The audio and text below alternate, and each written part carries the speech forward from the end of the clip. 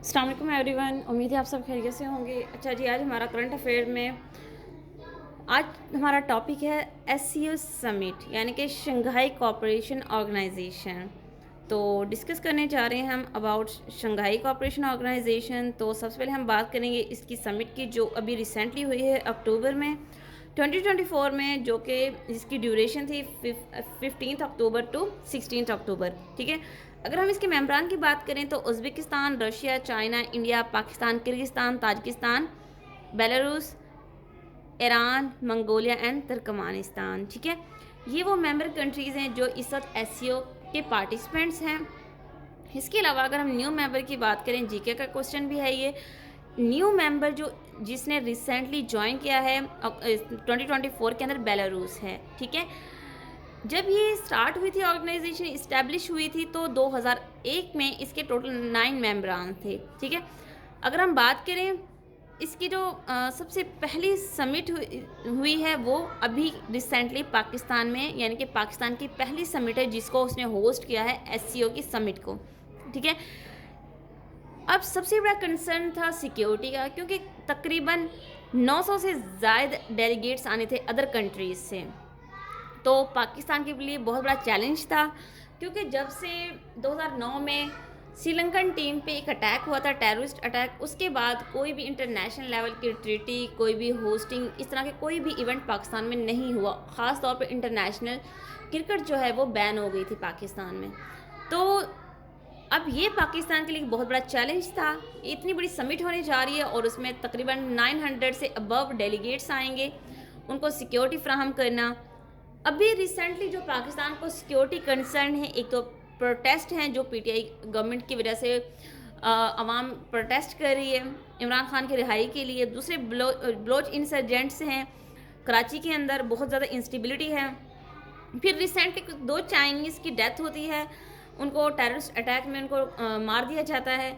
तो ये कुछ फैक्टर्स थे जिनकी वजह से सिक्योरिटी कंसर्न बहुत ज़्यादा बढ़ गए थे। ठीक है, अब पाकिस्तानी गवर्नमेंट ने क्या किया, तकरीबन 10,000 पैरामिलिट्री पर्सनल जो थे वो नाफिज किए हैं उनकी हिफाजत के लिए, और बाय द ग्रेस ऑफ अल्लाह बामहाफिज तमाम डेलीगेट्स अपने अपने कंट्रीज़ को डिपार्ट कर गए हैं, और साथ ही एक सक्सेसफुल समिट पाकिस्तान में हुई है।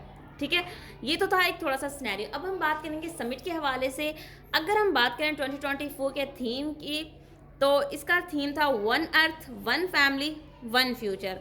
क्वेश्चन आ सकता है करंट अफेयर्स में।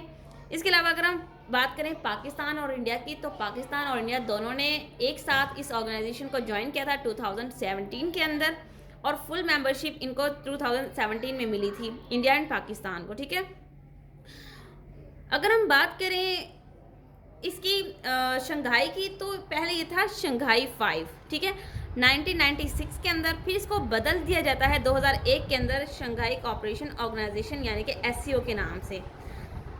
इसके इनिशियल जो मोटिव्स थे, एड्रेस करना border terrorism, conflicts, dispute, extremism and separatism, ये इसके मेजर इनिशिएटिव थे।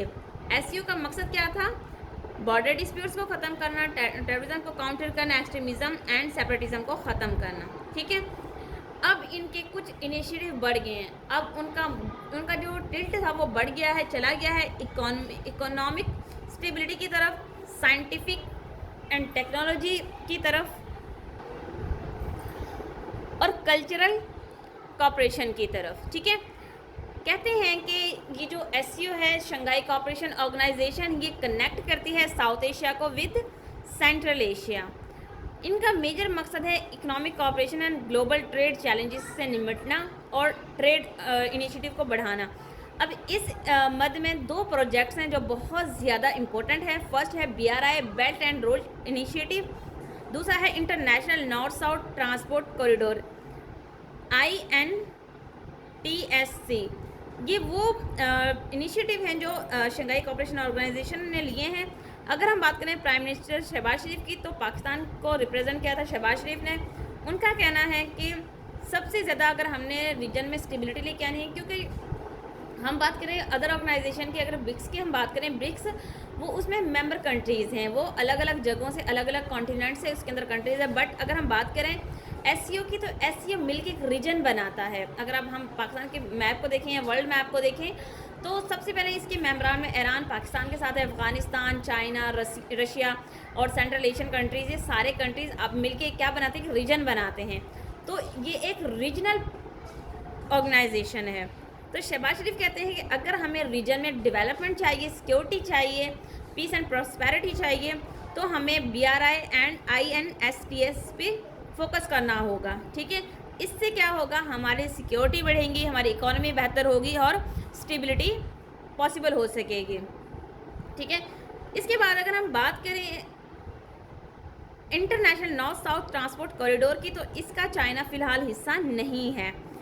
अब ये दोनों जो प्रोजेक्ट्स हैं BRI एंड INTCS जो प्रोजेक्ट्स हैं, ये बहुत ज़्यादा इम्पोर्टेंट है और जितने भी एससीओ मेंबर कंट्रीज़ हैं वो इन पर अपना पूरा फोकस कर रही हैं ताकि रीजन को बेहतर बनाया जा सके as compare to western block. ठीक है, अब शहबाज शरीफ ने वहाँ पे ओपनली बोला है कि अफ़गानिस्तान में स्टेबिलिटी बहुत ज़रूरी है अगर हम एससीओ को मज़ीद प्रमोट करना चाहते हैं। क्यों? अगर हम मैप को देखें तो यहाँ मैंने रफली मैप भी बनाया है। अगर देखें, ये सारा एससीओ कंट्रीज़ का मैप है। ठीक है, ये सारा मैप है। यहाँ पे पाकिस्तान है, पाकिस्तान के साथ अफ़गानिस्तान है, फिर ईरान है, फिर चाइना, इंडिया और उसके ऊपर यहाँ सेंट्रल एशियन कंट्रीज़ हैं यहाँ पे। तो अफ़गानिस्तान बीचों बीच आता है। जब तक अफ़गानिस्तान में स्टेबिलिटी नहीं होगी, वहाँ की टेररिज्म ख़त्म नहीं होगी, तब तक रीजन में कभी भी प्रॉस्पेरिटी पॉसिबल नहीं है। तो शहबाज शरीफ ने सबसे बड़ा इनिशिएटिव लिया है कि सबसे पहले किसी भी प्रोजेक्ट पे काम करने से पहले ज़रूरी है अफ़गानिस्तान में स्टेबिलिटी लाई जाए। अच्छा जी, उसके बाद अगर हम बात करें, पाकिस्तान चाहता है कि अफ़गानिस्तान के अंदर पीस और अमन हो। ठीक है, ताकि ग्लोबल सिक्योरिटी चैलेंजेस को ख़त्म कर सकें।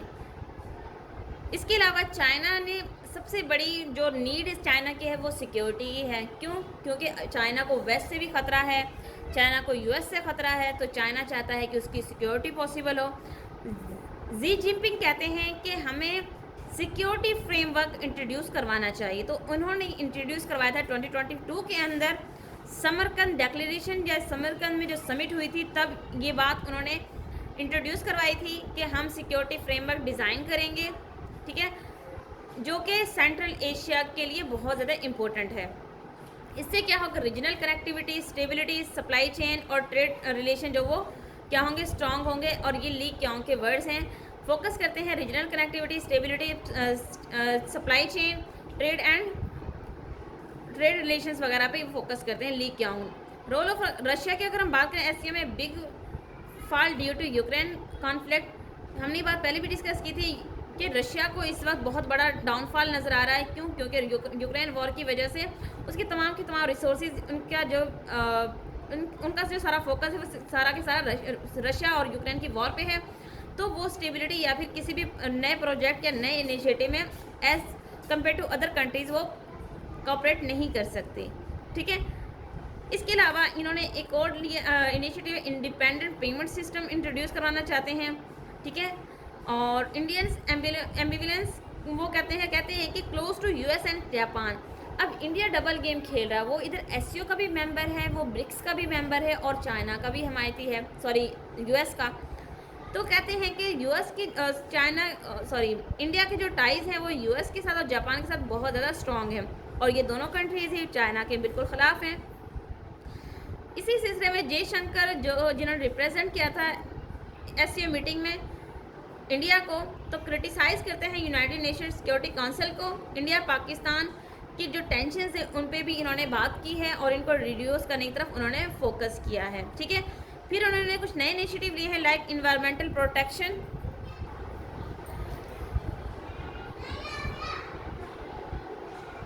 Sustainable mountain development, promotion of green economy, agriculture cooperation and cyber security. ये कुछ इनिशिएटिव थे जो इन्होंने मिल के लिए हैं। ये है हमारी एससीओ समिट जो इस्लामाबाद में हुई है 15 और 16 के दरमियान में। उम्मीद है आपको चीज़ें समझ आ गई होंगी। इंशाल्लाह मिलेंगे एक नए वीडियो लेक्चर में एक नए टॉपिक के साथ। तब तक अपना ख्याल रखिएगा। जज़ाकल्लाह, अल्लाह हाफिज़।